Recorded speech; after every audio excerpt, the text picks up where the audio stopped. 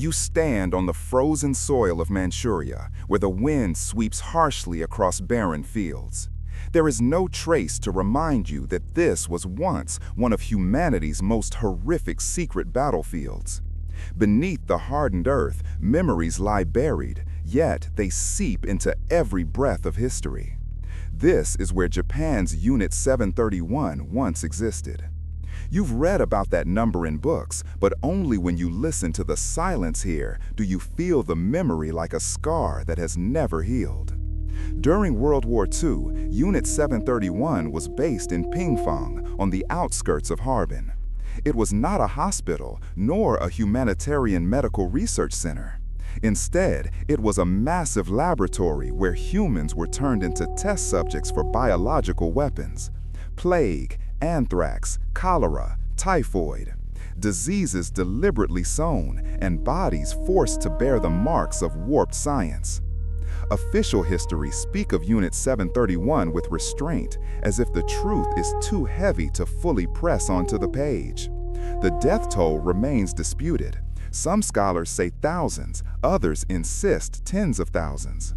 As for the victims, they have no place on the maps of war. They are memories erased, people vanished from family records, leaving only half-finished breaths in the dim archives. What chills you is not only the crimes themselves, but also what happened after the war ended. In 1945, Japan surrendered. Yet, the records of Unit 731 were not entirely destroyed. Some of them changed hands. Many researchers believe that the United States, at the dawn of the Cold War, struck a deal with Japanese commanders to obtain the research data. In return, some of those responsible never faced trial. Here, history opens a fracture.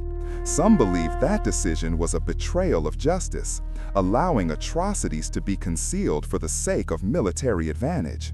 Others argue that at that moment, any data on biological warfare was a supreme strategic asset. These two views clash, leaving room for doubt. You cannot tell where national interest ends and humanity's conscience begins. You stand still. The Manchurian land is quiet, yet in your mind you hear the echo of footsteps, the slam of iron doors, the scratch of fountain pens signing classified files. History does not disappear, it only changes form, from corpses into words, from memories into data. And then you wonder, after all these decades, where has that data drifted? Who holds it now, in the shadows? You leave Manchuria in your imagination and step onto the Korean Peninsula in the early 1950s. The smoke of World War II had not yet fully cleared when a new conflict erupted, splitting this small nation into two. In the cold mist of Korea's mountains and forests, rumors spread. Strange insects appeared, and unusual outbreaks of disease flared up.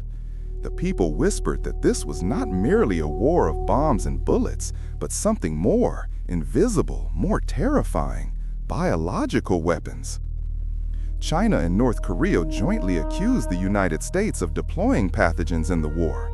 They presented strange evidence, the remains of insects allegedly carrying plague bacteria, testimony from captured American pilots.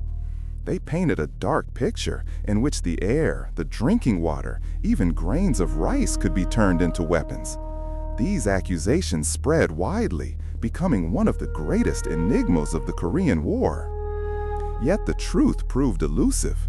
Many Soviet documents, declassified decades later, seemed at first to bolster the claims of China and North Korea. But on closer reading, you find they too are riddled with contradictions, inconsistencies, and details difficult to verify. Conversely, Western scholars have long maintained that the charges were nothing more than a propaganda campaign designed to discredit the United States amid the suffocating tensions of the Cold War. So where does the truth lie? Some independent researchers argue that the American prisoners' confessions were extracted under psychological pressure and torture. Yet some historians point out the possibility that if the United States had secretly acquired data from Unit 731 after World War II, then conducting experiments on the Korean battlefield was not entirely unthinkable. The two narratives exist side by side, neither strong enough to fully erase the other. You realize that truth here is like the fog that clings to the borderlands, each step, each breath obscured. No one knows what lies behind that shroud of mist, only lingering memories and files that have never been unsealed.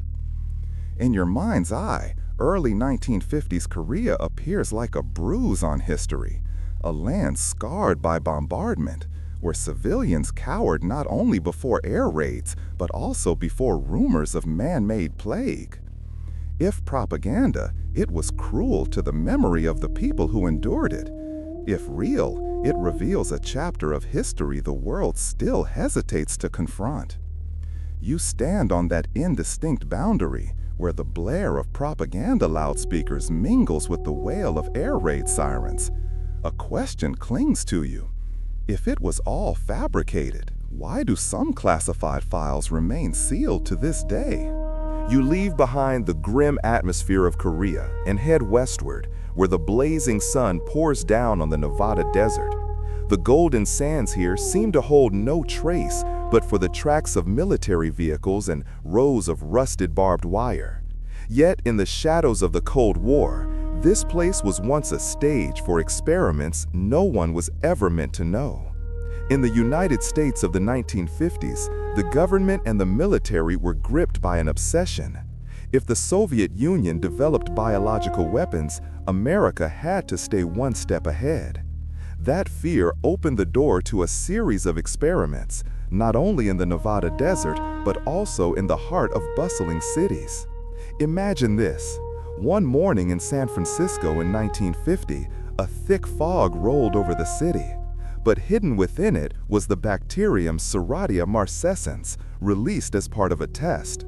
The government called it harmless, insisting it was merely to study how microbes spread.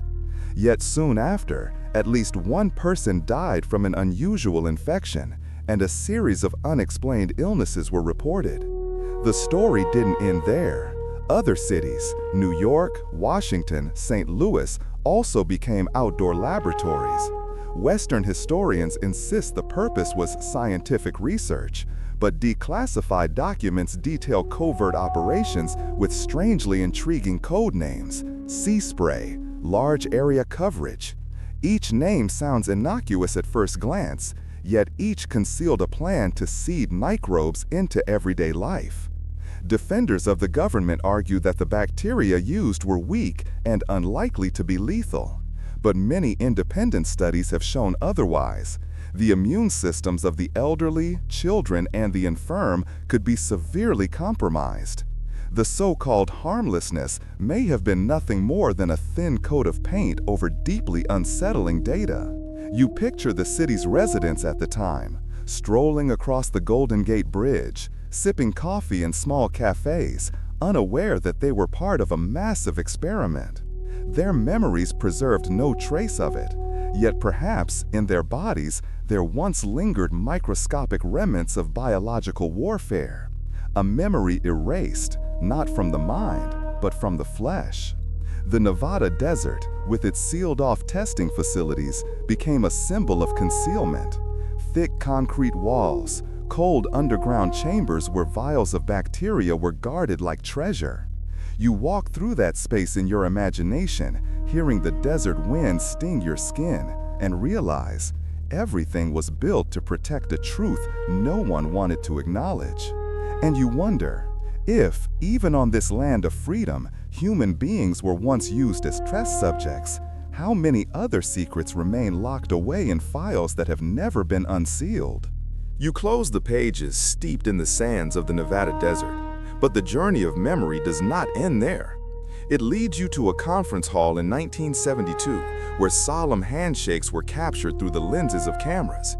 The great powers signed the Biological Weapons Convention, a treaty hailed as a monumental step forward for humanity. On paper, the world declared its renunciation of spreading disease as a weapon. People believed that, from that moment on, the dark experiments would come to an end. But you know history is never as straight as a drawn line. Behind those elegant words lay files that were never declassified. Many historians point to programs suspected of persisting after the treaty, from the Soviet Union's vast biological arsenal, exposed only after the collapse of the USSR, to rumors of secret laboratories in other nations. Even the United States, a proud signatory of the treaty, was criticized for maintaining so-called defensive research whose boundary between protection and offense has always been blurred. The academic debate has never ceased. Some argue the 1972 treaty marked a turning point, restraining the ambitions of biological warfare. Others insist the treaty was little more than a veil, behind which clandestine programs continued unabated. The truth does not reside neatly within diplomatic declarations. It hides in sealed bunkers where only a select few are granted entry. You realize that the memory of biological warfare is not merely a relic of the past. It is a shadow that drifts through time, seeping into the present.